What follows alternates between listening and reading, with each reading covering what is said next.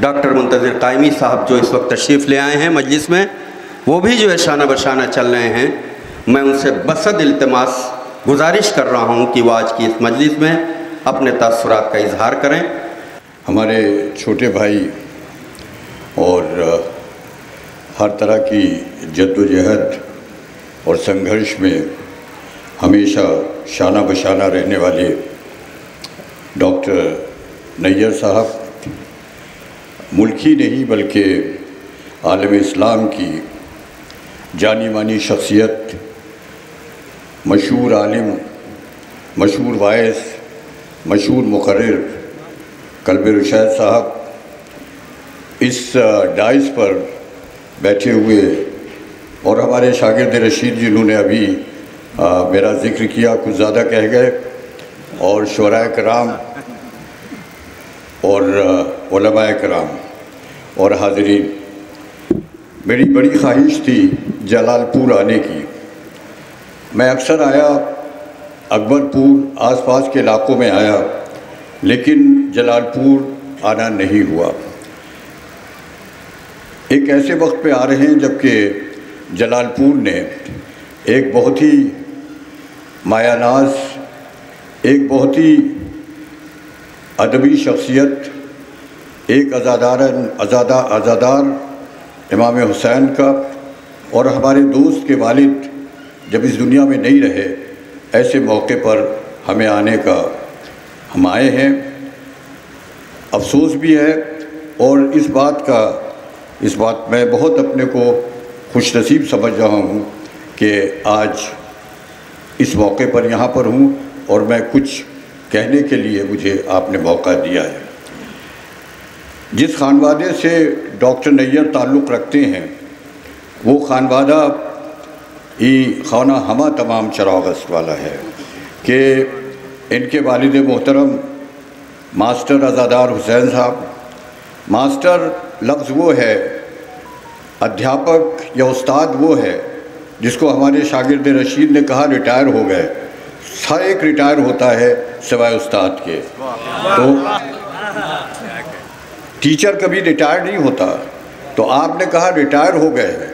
میں سمجھتا ہوں کہ ریٹائر سب لوگ ہو جاتے ہیں، لیکن ٹیچر ریٹائر نہیں ہوتا ہے، تو اس وجہ سے ماسٹر عزادار حسین صاحب کے صاحبزادے، ان کے دادا رفیق صاحب جو ایک مجلس سے ہر مجلس میں ان کا کچھ نہ کچھ کنٹریبیوشن رہتا تھا، اور ان کے نانا خود انصار حسین کیف صاحب جنہوں نے اس قصبے کی تعلیمی ترقی میں، یہاں کی نشو و نما میں، یہاں کے جوانوں کو تعلیم دینے میں ایک بہت بڑا کام کیا، بہت بڑی خدمت کی۔ میں ان کو اپنی طرف سے جو ہے وہ کانڈولنس پیش کرتا ہوں، اور ہم سب ان کے اس غم میں شریک ہے۔ میں، میرا پورا خاندان، اور میرے بڑے بیٹے جو انہی کے ساتھ کلیگ ہے یونیورسٹی میں، ڈاکٹر سلیمان رضوی، انہوں نے بھی مجھ سے کہا تھا کہ ہماری طرف سے نیّر بھائی کو آپ تعزیت پیش کر دیجیے گا، آپ اسے قبول کریں۔ دیکھیے، موت جو ہے وہ ہر چیز پر غالب آتی ہے، لیکن بہت سی ایسی چیزیں ہیں جن پر موت جو ہے وہ بے اثر ہو جاتی ہے۔ یہ بات یاد رکھنا چاہیے، کچھ لوگ تو جب زندہ ہوتے ہیں تب بھی مردہ ہوتے ہیں، اور کچھ ایسے ہوتے ہیں کہ جن کی زندگی کا سلسلہ جو ہے وہ موت منقطع نہیں کر پاتی ہے۔ مرحوم عزادار صاحب انہی لوگوں میں تھے۔ کبیر نے کہا تھا کہ جب تم آئے تھے تو تم رو رہے تھے اور دنیا ہنس رہی تھی، کچھ ایسا کام کرو کہ جب تم اس دنیا سے جاؤ تو تم ہنسو اور دنیا روئے۔ تو یہ ایک انسان کی ایک پہچان ہے کہ جب وہ اس دنیا میں آیا ہے تو اس نے کون سے کام کیے ہیں، کس طرح کے کام کیے ہیں، کس طرح کی خدمت کی ہے، کس طرح سے لوگوں کا دل جیتا ہے کہ جب وہ اس دنیا سے جا رہا ہے تو لوگ رو رہے ہیں۔ آپ اسی خانوادے سے نیّر صاحب تعلق رکھتے ہیں۔ جلال پور بڑا مردم خیز قصبہ ہے۔ یہاں میں اکثر اپنے دوستوں سے کہا کرتا ہوں، ان سے नैयर मियाँ से भी कहता हूँ, ये उम्र में हमसे बहुत छोटे हैं, हालांकि इल्म में बहुत बड़े हैं, कि जलालपुर में तो बच्चा पैदा भी होता है तो निज़ामत करता हुआ पैदा होता है। तो ये तो इनकी ज़बान में जादू है। मैंने इनको एक मरतबा, ये लंदन जा रहे थे, मेरे कुछ अजीज़ थे वहाँ पर और कुछ दोस्त थे, मैंने कहा कि ज़रा आप उन लोगों से मिल लीजिएगा और उन लोगों से कहा कि इनसे बात कर लीजिएगा। जब ये वहाँ इन्होंने तकरीर की और उसके बाद उन्होंने अपने तासुरात बयान किए, तो उन्होंने ये कहा कि अभी तक के जितने भी मुकर्रिरीन, जितने भी वाइज़ीन लंदन आए हैं, उनमें जो एक नया अंदाज़ है नैयर साहब का, वो किसी का नहीं था। तो नैयर साहब चाहे अदबी तकरीर करें, चाहे इल्मी तकरीर करें और चाहे सियासी तकरीर करें, सियासी में भी तकरीर में काफ़ी चुटकियाँ लेते हैं ये, वो इनका कोई जवाब नहीं है। और ये वजह ये है कि उस ख़ानदान का असर है, उस माहौल का असर है, इनके वालिदैन का असर है, उनकी दुआएं हैं। आपने मजहबी तालीम हासिल की, लेकिन उसी के साथ साथ जो मॉडर्न एजुकेशन थी उसको भी आप नहीं भूले। और आज आप सिर्फ लखनऊ में नहीं, उत्तर प्रदेश में नहीं, हिंदुस्तान में नहीं, चाहे अमेरिका हो या कनाडा हो, चाहे इंग्लैंड हो या फ्रांस हो, हर जगह पर डॉक्टर अब्बास रज़ा नैयर के जो फैंस मौजूद हैं, इनके तारीफ़ करने वाले मौजूद हैं और इनके फॉलोअर्स मौजूद हैं। आप लोग बड़े खुशनसीब हैं कि डॉक्टर नैयर आपके बीच में है। मैं दो बातें कहकर, क्योंकि यहाँ पर इतने बड़े बड़े ख़तीब, इतने बड़े बड़े शुअरा मौजूद हैं कि मेरे ऐसे आदमी के लिए यहाँ पर कोई गुंजाइश नहीं है, लेकिन मैं दो बातें ज़रूर कहना चाहूँगा कि आज के जो मौजूदा हालात हैं उस पर हमें बहुत ही संजीदगी से गौर करना चाहिए। आपकी तादाद, जो हालात है सियासी, उसमें आपकी पोजीशन कहाँ पर है, आप कहाँ किस जगह पर हैं। जब ऐसे ज़माने में जबकि हाथ की गिनती जो है वो ज़्यादा अहम रखती हो सर के बजाय, जहाँ वोटों की बात है वहाँ पर क्वालिटी का पर ध्यान रखना होगा मौलाना। वहाँ आपको क्वांटिटी के ऊपर नहीं, कि क्वांटिटी की बात जब आएगी तब आप मार खा जाएंगे। क्वालिटी जो है एक्सेलेंस जो है वो आपको पैदा करना होगी। आप अगर देखें, ज़रा तारीख़ आलम का मुतालिया करें, मौजूदा हालात को गौर से देखें, दूसरे मुल्कों के सियासी जो उथल पुथल है उनको देखें, आपको पता चलेगा इस कुरे अर्ज़ पर एक कम्युनिटी ऐसी है जिसकी तादाद से जो है वो बहुत कम है, 1.5 करोड़ या कुछ इससे ज़्यादा है, जिनको ज्यूस कहते हैं आप। लेकिन आज हर जगह पर, हर ज़िंदगी के हर हिस्से में, चाहे यहाँ पे उलमाए कराम जो है सब, नैयर साहब भी जाते रहते हैं, चाहे अमेरिका हो या इंग्लैंड हो, हर जगह की सियासी और जो फाइनेंशियल लाइफ है उसके अंदर ज्यूस का पूरा हिस्सा नहीं, बल्कि पूरा जो है, जिसे हिंदी में एक लफ्ज़ कहते हैं, अंग्रेज़ी मोनोपोली कहते हैं, वर्चस्व है उसमें। क्यों है आखिर? इस वजह से है कि उन्होंने तालीम को गले से लगाया। उन्होंने सबसे ज़्यादा तवज्जो जो की वो तालीम की। तालीम पर उनकी तवज्जो सबसे ज़्यादा रही। रसूलुल्लाह ने फरमाया था कि अगर तुम्हें तालीम के लिए चीन जाना पड़े तो तुम चीन जाओ। मैं अक्सर सोचता था कि आखिर उन्होंने चीन क्यों कहा। चीन बहुत ज़्यादा दूर नहीं है, जिद्दा से या मक्का से या मदीने से, और भी बहुत से मुल्क हैं जो बहुत दूर है, लेकिन चीन को क्यों कहा लफ्ज़? ये सोचने वाली बात है कि चीन को क्यों कहा गया।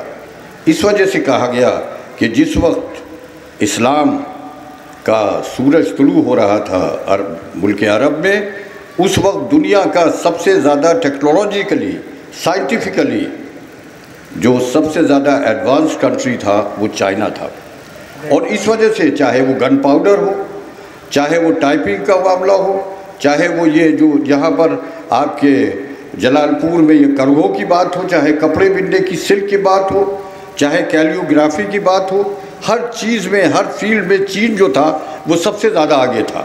اور اسی وجہ سے رسول نے فرمایا تھا کہ تمہیں اگر تعلیم کے لیے چین جانا پڑے تو تم چین جاؤ.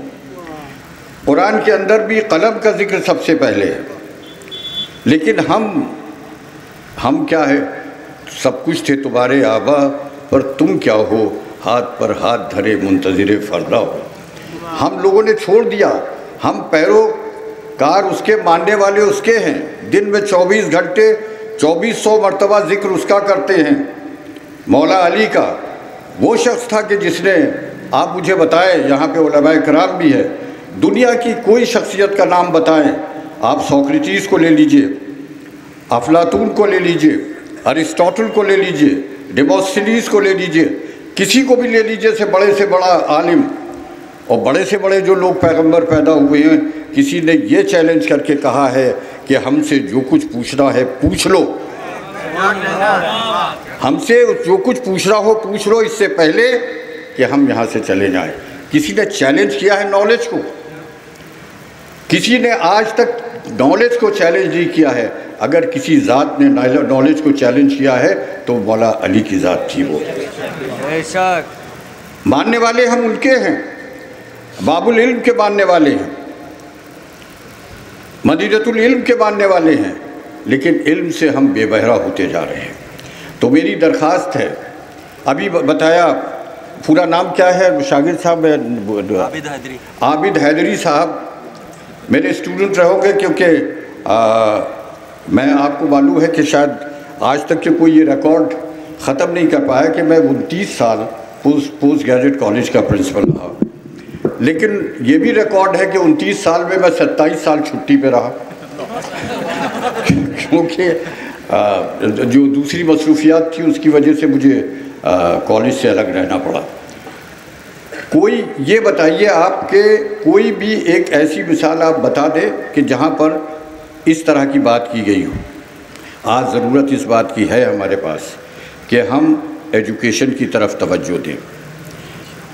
کالجز ہیں لوگوں نے بنا لیے. ابھی آپ نے کہا کہ ایک ڈگری کالج بنایا. آپ کو سن کے تعجب ہوگا حیدری صاحب، میں نے ایک ڈگری کالج نہیں بنایا ہے، میں نے ایک آرڈر میں 6 یونیورسٹیز بنائی ہیں. کماؤں یونیورسٹی میری بنائی ہوئی ہے، روہیل کھنڈ یونیورسٹی میری بنائی ہوئی ہے، بندیل کھنڈ یونیورسٹی میری بنائی ہوئی ہے، گڑھوال یونیورسٹی میری بنائی ہوئی ہے، اودھ یونیورسٹی میری بنائی ہوئی ہے، گورکھپور یونیورسٹی میری بنائی ہوئی.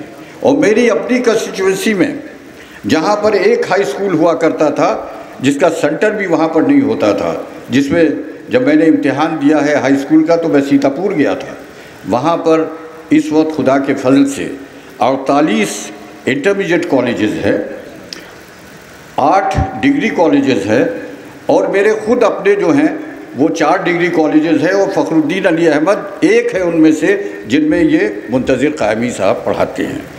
اور میں یونیورسٹی بنا رہا ہوں. میں انشاءاللہ اگلے سال اسے یونیورسٹی بناؤں گا جو ہمارا انسٹیٹیوٹ ہے، اور اس کا نام جو ہے جب آپ کبھی جائیے گا مولانا دیکھیے تو اس کے دروازے پر لکھا ہوا ہے باب العلم، اور جو مین بلڈنگ ہے اس پہ لکھا ہوا ہے مدینۃ العلم. تو جو تعلیم کی طرف آپ کو توجہ دینا پڑے گی. اگر تعلیم کی طرف ہم توجہ نہیں دیتے تو آج ہم پیچھے رہ جائیں گے. میری اپیل ہے، میں ہر جگہ پہ، میں بھی فیض آباد گیا تھا، ہلور گیا، نہ معلوم کتنی جگہوں پہ الیکشن کے سلسلے میں جانا ہوا. میں نے کہا کہ خدا کے لیے سیاست میں ضرور آنا چاہیے، دیکھیے سیاست سے دور رہیے گا وہ بھی غلط ہے. میں مولانا کی بات سن رہا تھا، مولانا قلب رشید صاحب کو، اور مجھے بہت ہی مسرت ہوئی کہ انہوں نے ایک سنٹنس صرف میں نے سنا تھا. اس کے بعد مولانا کی تقریر میں نے کبھی نہیں سنی. مولانا کا نام بہت سنا ہے، جیسے اللہ میاں کو کبھی دیکھا نہیں، نے ان کی بات سنی نہیں، نام سنا سکتا ہے. تو ایک بات انہوں نے جو کہی، وہ بات جو وہ بھی منہ چھپائے ہوئے ہیں، یہ اب پتہ نہیں کیوں منہ چھپائے ہوئے ہیں. دیکھیے ایک حکیم صاحب تھے، جب قبرستان کی طرف سے جایا کرتے تھے تو وہ اپنا رومال سے یا گوچھے سے منہ چھپا لیتے تھے. تو لوگوں نے پوچھا کہ حضور یہ آپ منہ کیوں چھپا لیتے ہیں؟ کہنے یہ سب میرے ہی بھیجے ہوئے ہیں. تو مولانا منہ چھپائے منہ کھول دیجئے مہربانی کر کے. جو آپ نے بات کہی تھی کہ بغیر پولیٹیکل پاور کے کوئی چیز حاصل نہیں ہوتی ہے. اگر آپ کے پاس سیاسی طاقت نہیں ہے تو آپ کے پاس کچھ بھی نہیں ہے, آپ زیرو ہیں. سمجھا؟ میں پوچھنا چاہتا ہوں یہاں پر, مولانا آپ پورے ہندوستان میں جاتے ہو, باہر بھی جاتے ہیں, آپ بھی میری بات کہیے گا کہ آپ بتا دیجئے کوئی شیعہ ایم پی ہے؟ نہیں ہے. کوئی شیعہ ایم ایل اے ہے پورے 403 کے ہاؤس میں؟ نہیں ہے. تو جب آپ کے پاس پولیٹیکل پاور نہیں ہوگی تو آپ کیا کریں گے پھر؟ دوسروں کے ہاتھ کے سامنے جائیں گے؟ تو آپ اپنے پیر پر خود کھڑے ہوئیے, اور اس پیر پر یوں کھڑے ہو سکتے ہیں کہ آپ میں ہو سکتا ہے کہ ایک جگہ کے اوپر کہ نمبر ہمارا الگ الگ بکھرا ہوا ہو, لیکن جو اور قومیں ہیں ان کے بھی نمبر بکھرے ہوئے ہیں. جو سب سے بڑی قوم ہے یہاں کی ہندوستان کی, اس کی آبادی ہم سے کم ہے, لیکن سارے ہندوستان پر حکومت ہے. اس وجہ سے کہ پولیٹیکل پاور ہے, اس وجہ سے کہ ان کے پاس ایجوکیشن ہے. تو آج ہمیں ایجوکیشن کی طرف توجہ کرنا چاہیے. عزادار حسین صاحب کے لیے سب سے مناسب خراج عقیدت یہ ہوگا کہ آپ یہاں سے عہد کریں کہ ہم اپنی قوم کے اندر تعلیم کو زیادہ سے زیادہ جو ہے وہ بڑھائیں گے. یہ سب سے بڑا خراج عقیدت ہوگا. وہ جوش نے کہا ہے کہ رونے سے کوئی وہ منع نہیں کر رہے ہیں. کہہ چکا ہوں بار بار اور اب بھی کہتا ہوں, معنی شیبن نہیں میرا پیام زندگی.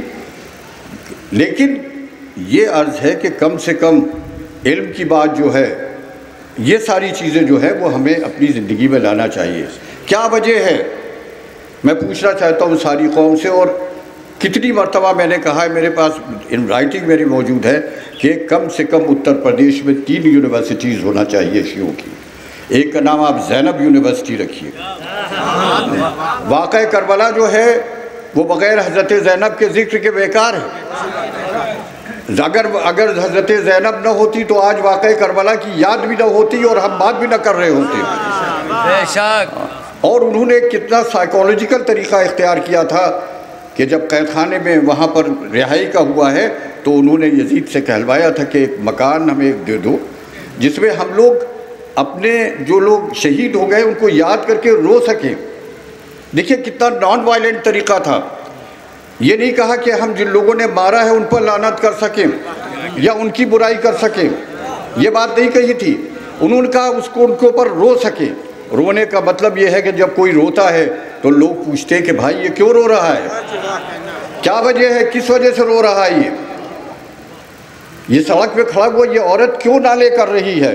ان کا اس کا جوان لڑکا مارا گیا ہے. ان کا کس نے مارا, بس وہی سے شروع ہو گیا سلسلہ, بس آگے نہیں کہنا ہے. اور بات کہاں تک پہنچتی ہے, بات کہیں دروازے تک پہنچتی ہے, کہیں باغ تک پہنچتی ہے, بات وہاں تک پہنچ جاتی ہے صرف ایک ذکر سے, ایک ذکر سے بات پہنچ جاتی ہے. تو اس وجہ سے ایک زینب یونیورسٹی ہونا چاہیے, کم سے کم پوروانچل میں آپ لوگ عہد کریں. ارے کون مشکل بات ہے, 50 بیگھے یعنی 10 ایکڑ 20 ایکڑ زمین جو ہے وہ دینا جو ہے 100 بیگھے, تو کون مشکل بات ہے. آپ بنائیے ایک کمیٹی بنائیے سارے اتر پردیش کے پرومننٹ شیعاز کی 11-12 آدمیوں کی, جن کا مقصد یہ ہو کہ یہاں پر یونیورسٹیز, مڈل میں ایک یونیورسٹی ہونا چاہیے. ہم امام جعفر صادق علیہ السلام کی باتیں بہت کرتے ہیں, ہم ان کی یونیورسٹی ان کے تعلیمی اداروں کی بات کرتے ہیں, ہم بغداد میں ان کے اوپر جو ظلم ہوا اس کی بات کرتے ہیں, لیکن ہم یہ بات نہیں کرتے کہ انہی کے عمل پر ایک آدمی پہ کر رہا تھا, اس کا نام تھا ڈاکٹر قلب صادق. ڈاکٹر قلب صادق کر رہے تھے, ہم ہی لوگ ان کی برائی کر رہے تھے. آپ ایک ہم میں ایک اور بات صفت ہے اس کمیونٹی کی, ہم بھی شیعہ ہیں آپ بھی شیعہ ہیں, کہ ہم خود نہیں کریں گے اور جو کرے گا اس کی تنقید ضرور کریں گے. سمجھا, یہ جو کرے گا اس کی تنقید ضرور کریں گے. تو تنقید کی فکر نہ کیجیے, کام کرنے دیجیے. یہ کربلا کا میسج جو ہے یہ علماء کرام نے, یہ دیکھیے یہ جو مجالس ہے یہ اتنا بڑا انسٹیٹیوشن ہے کہ آپ چاہے جتنی بڑی درسگاہ قائم کیجئے، لیکن اپنے بچوں کو جو اس انسٹیٹیوشن میں جو تعلیم ملتی ہے وہ کہیں نہیں مل سکتی۔ اور یہ واقعہ کربلا جو ہے یہ ایک مسلسل، جیسے جوش نے کہا ہے کہ مسلسل جنگ ہے ظالم کے خلاف، ظلم کے خلاف، زیادتی کے خلاف، ناانصافی کے خلاف، اور کربلا کی جنگ اس وقت تک کی جاری رہے گی جب تک کہ کوئی کہہ دے کیا ہے ان حکومت کے نگہبانوں سے، کربلا ایک ابدی جنگ ہے سلطانوں سے، جب تک کہ یہ ظلم جو ہے باقی رہے گا تب تک کربلا باقی رہے گی۔ تو ایک یونیورسٹی جو ہے لکھنؤ میں وہ امام جعفر صادق علیہ السلام کے نام پہ ہونا چاہیے۔